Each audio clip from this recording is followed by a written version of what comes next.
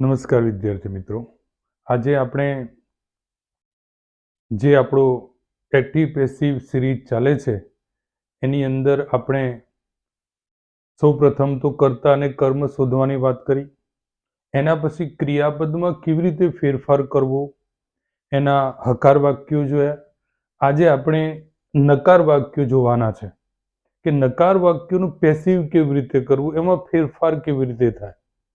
તો વિદ્યાર્થી મિત્રો, જો તમે મારી ચેનલ MK ઇંગ્લિશ સબસ્ક્રાઇબ ન કરી હોય તો સબસ્ક્રાઇબ કરી લેજો અને શેર પણ કરજો, જેથી કરીને બીજા વિદ્યાર્થીઓને પણ એનો ફાયદો મળે. કમેન્ટ કરજો, જેથી કરીને અમને અમારામાં કંઈ ખામી હોય તો સુધારો કરવાનો મોકો પણ મળે, અમે તમને સારામાં સારું પીરસી શકીએ. તો હવે જરાય વાર ન કરતા આપણે કાર્યક્રમને આગળ વધારીએ. નેગેટિવ સેન્ટેન્સીસ એટલે કે નકાર વાક્યો. નકાર વાક્યો આમ તો 12 કાળ છે, એટલે 12 કાળમાંથી કોઈ પણ કાળનું વાક્ય આપેલું હોય નકારમાં તો આ પ્રમાણે આપણે ફોર્મ્યુલા લાગુ પડશે. તમે જુઓ, એક્ટિવ વોઇસ એમાં વર્બ કેવું હોય, પેસિવ વોઇસમાં વર્બ કેવું હોય. ડુ નોટ કે ડઝ નોટ પ્લસ V1 આપેલું હોય તો ડુ નોટ કે ડઝ નોટની જગ્યાએ તમારે એમિઝાર મૂકી દેવાનું. એમિઝાર કરતા પ્રમાણે આવશે, પછી નોટ તો છે જ, પછી V3. ડીડ નોટની જગ્યાએ વોઝ વર્ક કરી દેવાનું, એ પણ કરતા પ્રમાણે મૂકીશું, નોટ V3. મોડેલ ઓક્ઝિલરી જે આપેલી હોય એ મોડેલ ઓક્ઝિલરી લખવાની છે, નોટ, પછી બી મૂકવાનું આવે છે અને પછી V3. એવી રીતે એમિઝાર કે વોઝ વર્ક આપેલું હોય, નોટ V4. V4 મતલબ કે ING વાળું ક્રિયાપદ. એમિઝાર, વોઝ વર્ક, પછી નોટ, પછી બીંગ પ્લસ V3 અને છેલ્લું have has had plus not plus V3. એટલે હેવ હેઝ હેડ જે કંઈ આપેલું હોય, પછી નોટ, પછી બીન, પછી V3. હવે એમિઝાર, વોઝ વર્ક, હેવ હેઝ આ જે સહાયકારક ક્રિયાપદો છે, કારણ કે એક્ટિવમાં કરતા અલગ હશે, પેસિવમાં કરતા અલગ હશે, એટલે કરતા પ્રમાણે આપણે ક્રિયાપદ મૂકવાનું થાય. ઘણીવાર એવું થાય કે વાક્યમાં ઇઝ આપેલું છે, અહીંયા ઇઝ આપેલું છે, એટલે તમે અહીંયા ઇઝ ને ઇઝ લખી દો, એ ના ચાલે. તમારે જોવું પડે કે વાક્યનો કર્તા હવે કયો છે, તો તેના અનુસાર કયા પ્રકારનું ક્રિયાપદ આવે.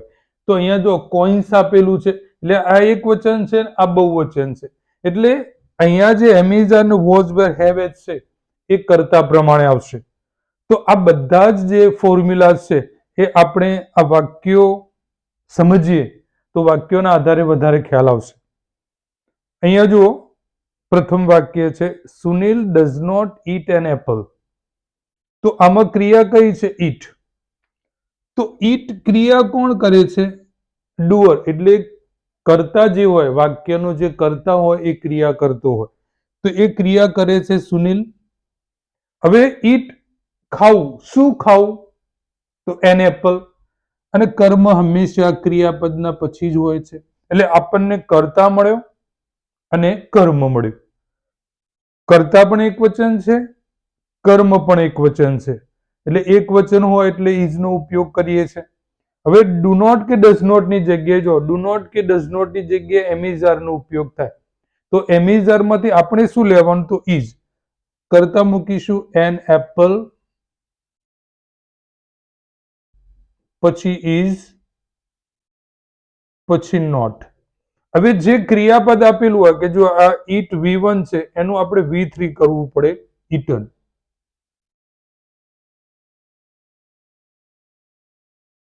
ઈટ એટ ઈટન. તો ઈટન V3 છે, એના પછી આપણે બાય મૂકીશું અને પછી સુનિલ. એક્ટિવ વોઇસમાં કર્તા પોતે ક્રિયા કરે છે, એટલે અને પેસિવ વોઇસમાં આ કર્મ જે ક્રિયા કરતો નથી, ક્રિયા તો કર્તા દ્વારા જ થાય છે, એટલે દ્વારા શબ્દનો ઉલ્લેખ કરવા માટે બાય મૂકવાનું ભૂલતા નહીં. એટલે સુનિલ દ્વારા એપલ ખવાય છે. તો આવી રીતે આપણે પેસિવ કરી શકીએ નકાર વાક્યનું. એટલે જે જગ્યાએ ડુ નોટ કે ડઝ નોટ હોય, પેસિવમાં નકાર વાક્ય હોય કે પ્રશ્નાર્થ વાક્ય હોય, ડુ કે ડઝ કે ડીડનો ઉપયોગ થતો નથી.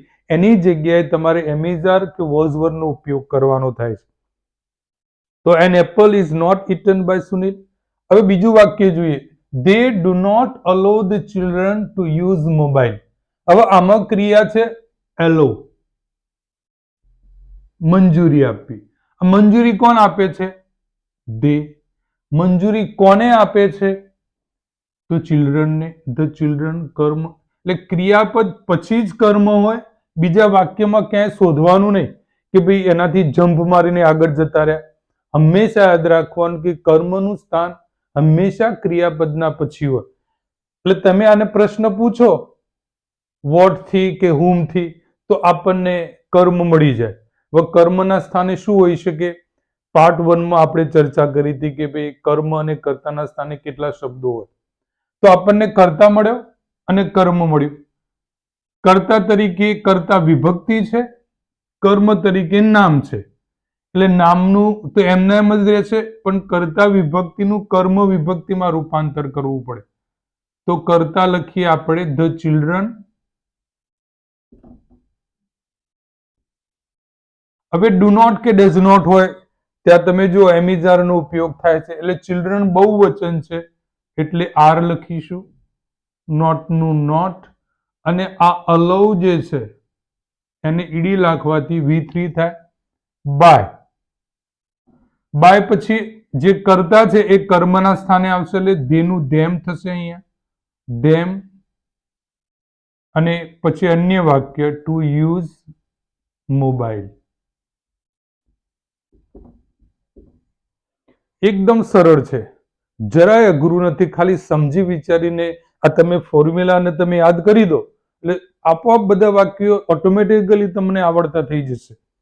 હવે બીજા આ ત્રીજા વાક્યની અંદર કઈ ક્રિયા છે? કઈ બોલો? હા, સેલિબ્રેટ.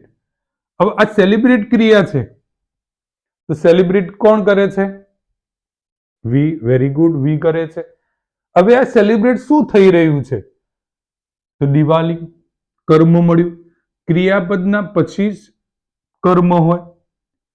કર્તા તરીકે કર્તા વિભક્તિ છે અને કર્મ તરીકે નામ છે. એટલે જ્યારે પણ નામ હોય તો કર્તા સ્થાને એમના એમ રહેશે. પણ કર્તા વિભક્તિ આપેલી હોય કે કર્મ વિભક્તિ આપેલી હોય તો ફેરફાર કરવો પડે. તો અહીંયા દિવાળી. હવે ડીડ નોટ હોય તો તમે જુઓ અહીંયા આ ડીડ નોટ. તો ડીડ નોટ નું વોઝ કે વર નોટ આવે. તો વોઝ મૂકવું કે વર મૂકવું એ કર્તા ઉપર આધાર રાખે છે. એક વચન છે એટલે વોઝ, પછી નોટ, અને જે ક્રિયાપદ છે એનું ભૂતકૃદન સેલિબ્રેટેડ, પછી બાય, અને જે વી છે એનું કર્મ થાય અસ, અને અન્ય પગમાં last year. Full stop. Diwali was not celebrated by us last year. એવી રીતે 4 નંબરમાં કઈ ક્રિયા છે? કટ. તો આ ક્રિયા કોણ કરે છે? તો પીપલ. શું કટ કરે છે? તો ધ ટ્રીઝ. એટલે આપણને કર્તા મળ્યો અને કર્મ મળ્યો. બંને જગ્યાએ નામ છે. નામની જગ્યા બદલાતી હોય એટલે કોઈ ફેરફાર થાય નહીં. તો અહીંયા લખ્યું ધ ટ્રીઝ. પછી જે મોડેલ ઓક્ઝિલરી આપેલી હોય એના એ જ રહેશે. નોટ નું નોટ. મોડેલ ઓક્ઝિલરી આપેલી હોય એટલે તમે જુઓ modal auxiliary not plus V1. એ modal auxiliary not be plus V3. એટલે આપણે અહીંયા બી મૂકીશું. અને કટનું તો કટ જ રહેશે. અને બાય કરતા કયો છે? પીપલ. પીપલ.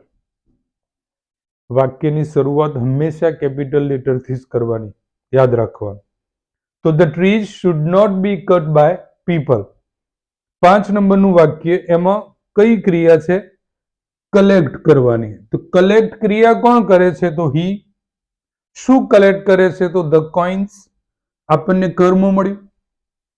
કર્તા તરીકે કર્તા વિભક્તિ છે, કર્મ તરીકે નામ છે. એ નામ તો એમના એમ જ જશે. પણ જ્યારે કર્તા વિભક્તિ હોય ત્યારે એનું કર્મ વિભક્તિમાં રૂપાંતર કરવું પડે. એ નામ તો એમને એમ જ આવશે, ધ કોઇન્સ. હવે જો જે ટુ બી નું રૂપ છે ટુ બી નું રૂપ આવશે. હવે ટુ બી ના રૂપ તો એમ જ આર છે. અહીંયા હી પ્રમાણે ઈ જ છે તો ધ કોઇન્સ પ્રમાણે આપણે આર લખવું પડે. પછી નોટ, તો તમે અહીંયા જુઓ એમ ઇઝ આર કે વોઝ વેર પ્લસ નોટ પ્લસ V4. એમ ઇઝ આર વોઝ વર પ્લસ નોટ બીંગ, એટલે આપણે બીંગ નો ઉપયોગ કરીશું એટલે બીંગ મૂક્યું અહીંયા. અને જે ક્રિયાપદ છે કલેક્ટ, એનું થયું કલેક્ટેડ બાય હી, હીનું હિમ. આ જે કર્તા વિભક્તિ છે એનું કર્મ વિભક્તિમાં રૂપાંતર કર્યું બાય હિમ. એટલે the coins are not being collected by him. એવી રીતે 6 નંબરનું વાક્ય છે, એમાં ક્રિયા છે શોન, બતાવવું. આ ક્રિયા કોણ કરે છે? તો કૃપા કરે છે. જો આ કૃપા કરતા નામ છે. શું બતાવે છે? તો અ નેકલેસ, કર્મ. એટલે કર્તા તરીકે પણ નામ છે અને કર્મ તરીકે પણ નામ છે. તો નામમાં કઈ ફેરફાર થતો નથી. તો અ necklace has not been shown by Krupa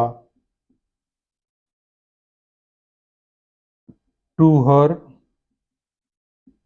neighbor. જો have has not V3 છે તો been પ્લસ V3, તો આપણે લખ્યું been પ્લસ V3. નોટ નું નોટ, કર્તા તરીકે નેકલેસ આવી ગયું અને કર્મ તરીકે બાય કૃપા ગયું.